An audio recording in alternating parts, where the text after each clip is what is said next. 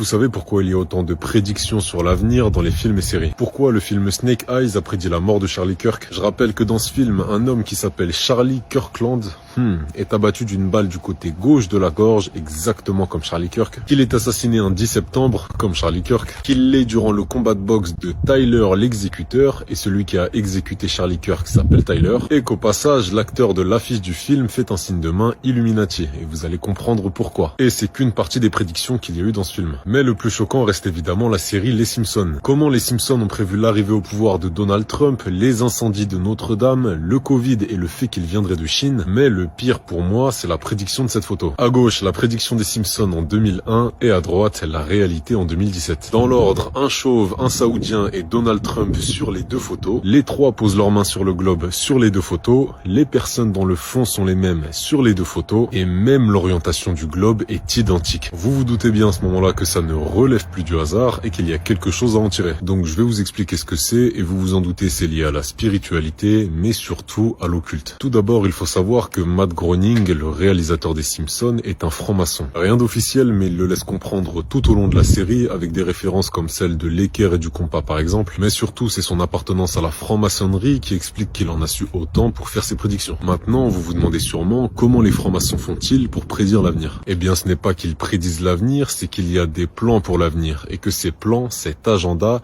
a été réalisé par des élites franc-maçonnes comme Albert Pike qui avait prédit la Première et la Seconde Guerre mondiale, et cet agenda est appliqué à la lettre pour que l'avenir qu'ils souhaitent voir arriver soit l'avenir qui arrive réellement. Évidemment, la majorité des francs-maçons ne sont pas impliqués, seules les élites le sont, comme nos chers présidents Emmanuel Macron. Merci beaucoup, monsieur le grand maître.